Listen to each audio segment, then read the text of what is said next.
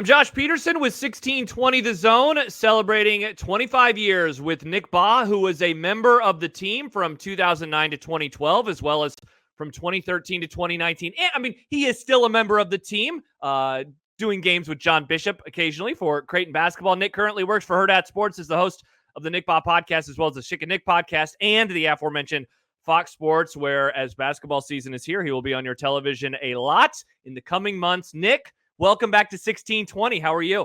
Yeah, I always, there's something about 1620 where I always feel like I'm a part of the team. And I mean that sincerely. Like I always, even if it's been now, 5 years since I've hosted a show, I still feel myself as like a part of the team. Like I still got like a jersey somewhere in the closet. But no, I'm great. I'm excited to reminisce and talk about 1620.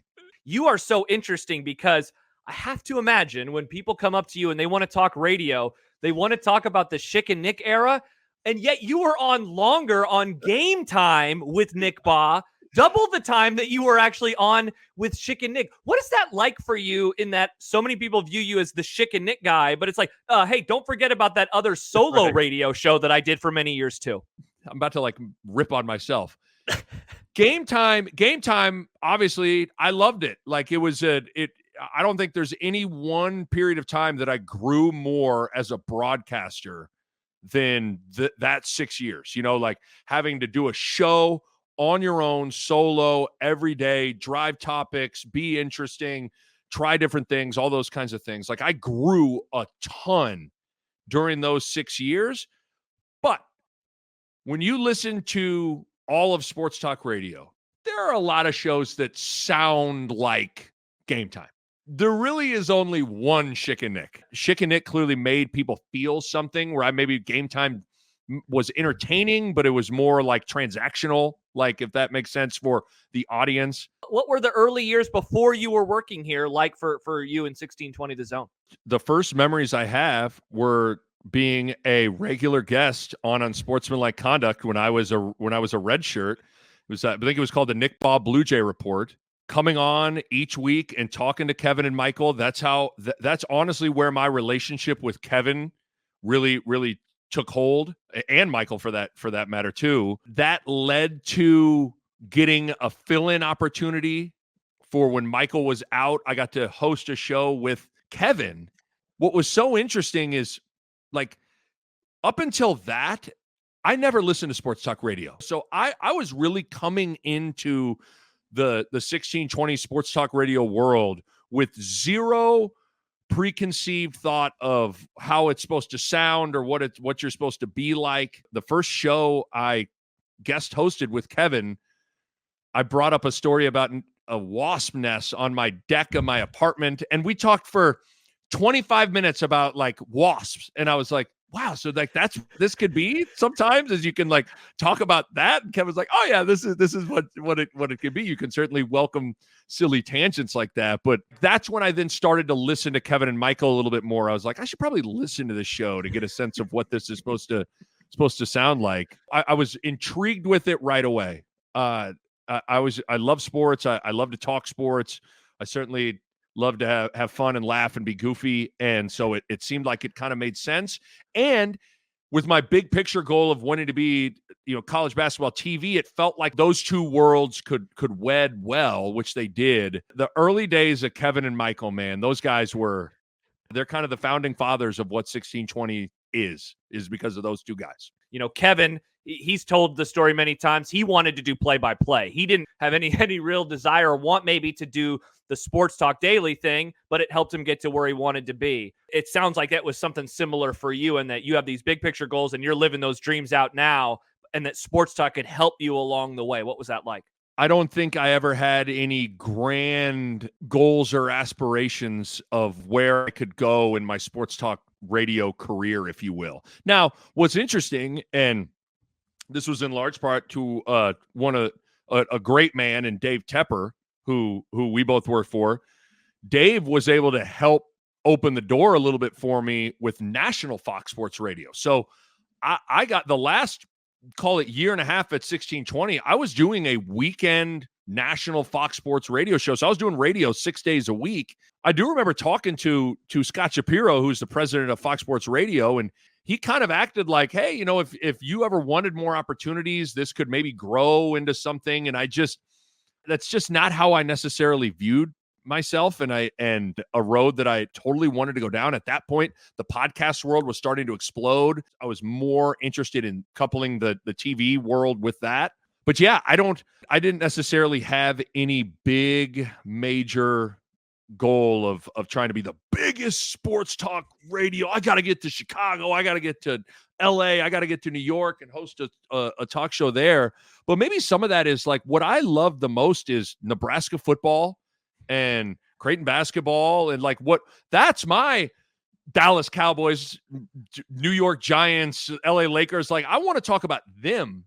So as we kind of talk this out here, like maybe that was a part of also why I didn't have huge desires to want to go to a Kansas City, a Denver or whatever, because I want to talk Nebraska football. When I first started listening to Schick and Nick, I didn't realize that you were a Husker football fan, that you had grown up really loving them. And when you get into the business, I think radio has changed and media has changed, where now I think letting your fan flag fly, I think, is much more acceptable in 2024 than it would have been in 2009. Was that something you focused on in the early days of Schick and Nick? To be honest with you, I was following the lead of Kevin and Michael and Schick. You always got to be your own person and be your own personality. But I certainly in that way tried to kind of mirror how they approached it. And you're right. It is much more acceptable now. It was really hard. And I think on some level, the Creighton basketball thing of it too, I felt like I had to almost lock away the Nebraska football fan for a while, which then coincided with a very polarizing coach and a polarizing Nebraska football time and Pelini that, you know, it was kind of like a snowball gaining steam, just where that all of a sudden now it got really toxic with the fan base. So I think it's one of the hard things to manage, Josh, is like how you check your emotions, handle being a fan of something that you are covering is hard to do.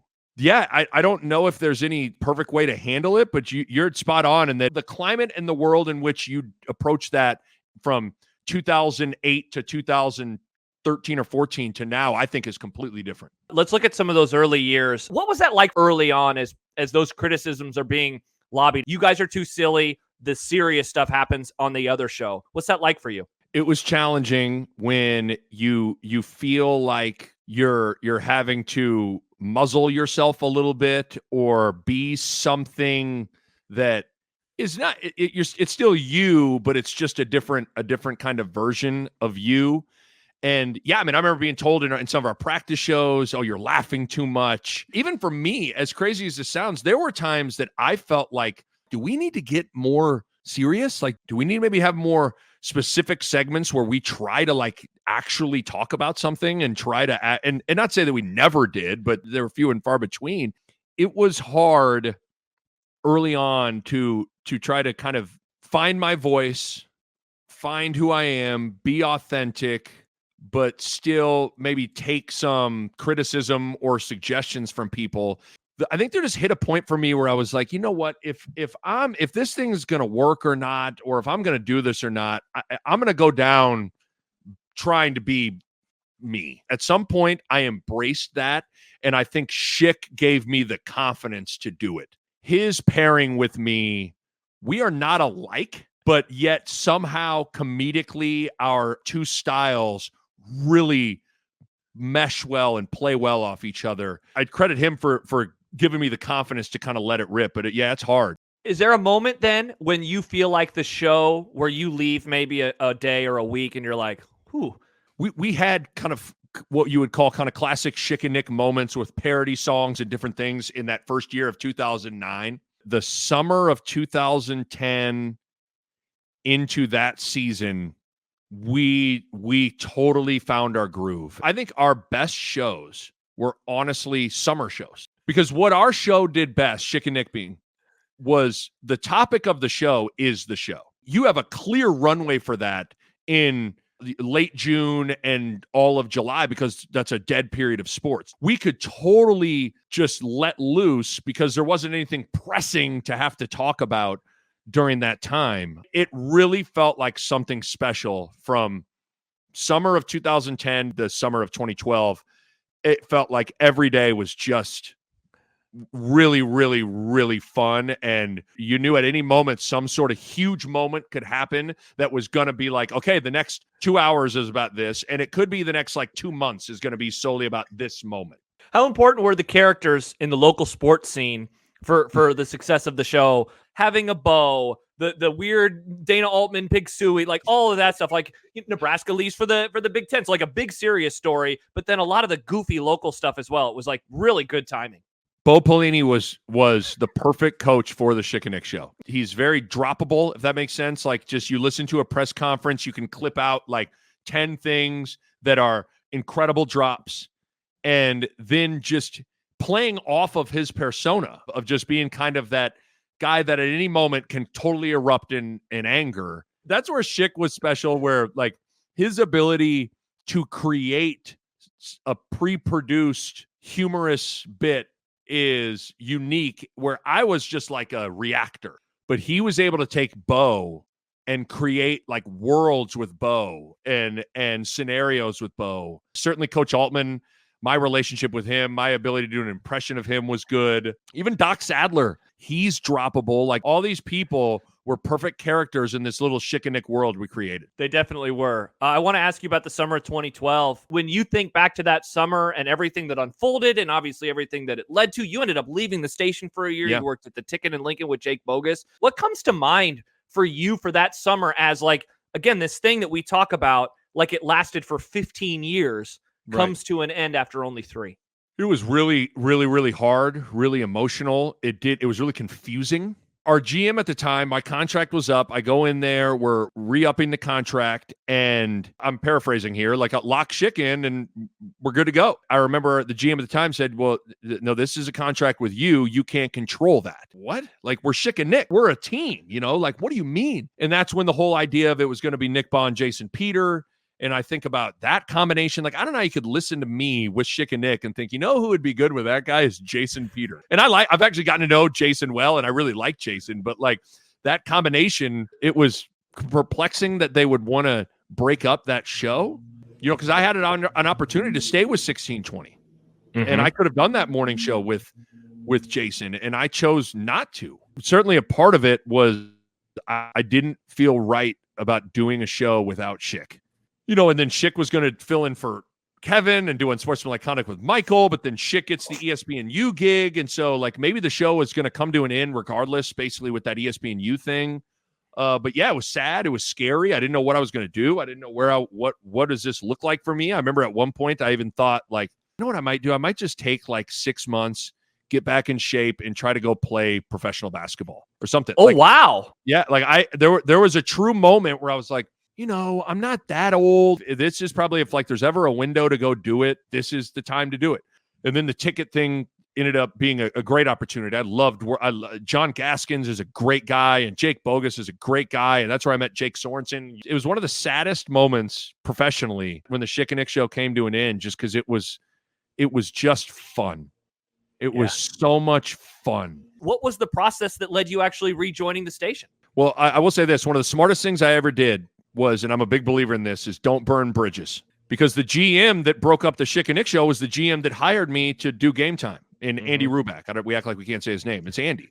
Andy ended up giving me a great opportunity to host a show. So I had stayed in contact with Andy, and I ended it well, right? Like I respectfully turned down the offer to do the morning show. It was in large part because of the Creighton basketball rights, but that was kind of my big thing with how I packaged it to him. Then when I heard that there was a chance Creighton basketball was going to come to 1620, then it really kind of amplified being like, I need to get back on the zone. I met with Andy a couple of times and pushed him hard on doing a show. When he offered it to me and I realized it was going to be a solo show, Josh, to say I was scared to death. Like, you talk about accepting something and truly being like, I don't know if I can do this. I've always been kind of the goofy guy And now I have to be a solo guy. Accepting the offer from Andy was like a no-brainer, but at the same time, what the hell are you doing? The Nick Bahe that was on Schick and Nick compared to the Nick Bahe that did Game Time, they're the same people, but to the audience are dramatically different people. Every day I was always like, God, it's so serious. How can I interject more humor? How can I? And that's where I tried to play off a guess, whether it was Johnny Ottawa, Schick would still come on every week, Kevin would come on. Like, those were the moments I tried to like have fun. I also really, one of my favorite things that we ended up doing was the crossover. I feel like that allowed me to have fun with you guys and show some personality, but being funny and being goofy by yourself is hard. I had a weird moment in my 20-year high school reunion. A guy comes over to me and talks to me and shakes my hand. And he was like, man, I loved you at 1620. And I was like, oh, thank you. And this is the only person I assumed he was going to talk about Schick and Nick. It was Game Time. So we have one game. Like, he was like, I love Game Time, man. I love that show so much. That's still like my favorite local sports show, whatever. I was like, all right, there you go. Like, we got one. What do you miss about doing a daily sports live, 3-hour radio show, whether it's, solo or with somebody else? After a big moment or something, like when a lot of people are listening live. Yeah. Like having a take, and in the studio, you see the phone just light up. That's a good feeling. You're having a great segment and you feel like you're making a good point, or even it's a fun segment, and it's like, man, this is like, you can feel it.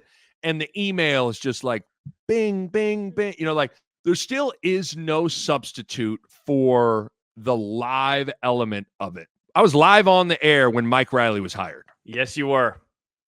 With Jason Peter. With Jason Peter. Literally, as he's coming on, like, it's in a break. Jason's coming up next.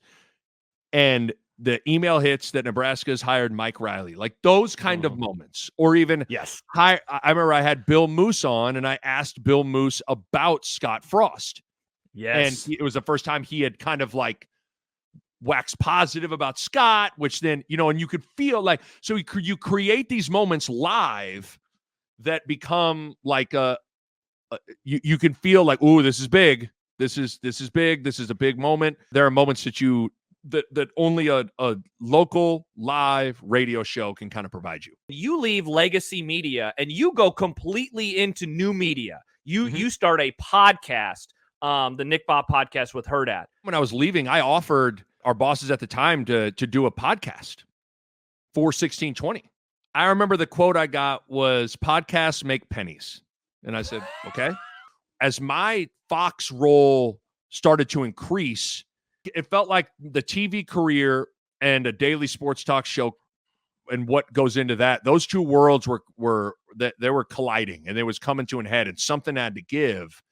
And that's where then the podcast thing felt like, okay, well, that feels like I could wet it better with the duties of all the travel and everything that goes into calling 30 to 40 national basketball games a year.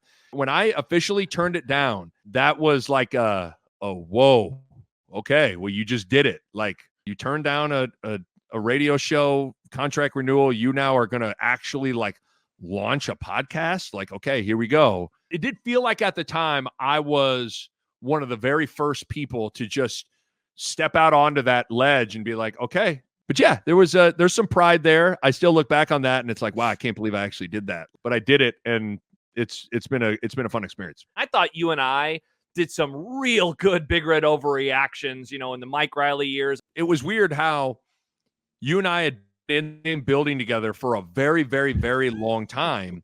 Whether it's you starting as producing and then you on the air, and you and I had never really gotten to truly like saddle up next to each other, put on headsets together and do a show together. I always felt like you and I would have worked. I thought it was a Minnesota game in the Riley year, in one of the Riley years, where we got to do it together, reaction show. But I just remember feeling like right away in that first segment, it was like instant chemistry. There's instant rhythm. I really enjoyed that. And It felt really easy and felt enjoyable because I'm sure you listen to me, I listen to you. And so we knew our perspectives on things. And you kind of be like, I would love to be able to talk to Josh about this or that. And then you finally get an opportunity to do it. You were at the station, in particular, the first iteration, at a ridiculously talented time, right? When you think back to those 3 years and pushing each other and competition within the walls, which I know very much existed too. Yeah. What was that like for you? And I have to imagine you just look back at yourself sometimes, you're like, maybe we didn't appreciate it enough in the moment. I think I knew it was special, but I don't think even knowing that I appreciated it enough. You don't know what you don't know. This is my first real job I ever had out of college. So for me, Kevin was just Kevin and Michael was just Michael and Schick was just Schick. But I always knew, like, damn, these guys are talented. Like, even listening to Kevin Kugler call a game in 2008 is like, he's elite then. He's on this level. I mean, he's high level. I owe a lot to how you prepare, how you conduct yourself, how you approach things, how you treat people, how you how you do the job to those three guys in particular. Schick, Kugler, Severe. Those guys are, and even to this day, like, I mean, I still do the pod with Schick, and he holds a place in my heart that is just unmatched. But Kevin freaking Kugler is, if people had any idea how much that man is, he is my mentor. Yep. I don't do anything in life without first checking with Kevin. And, hey, this is what's happened here. What should I do? Or what do you think I should do? Or how do you see this? And I owe everything to that man. He taught me how to call a game, how to do, like, it just everything. And it all started at 1620 The Zone. It all started in that little bullpen area.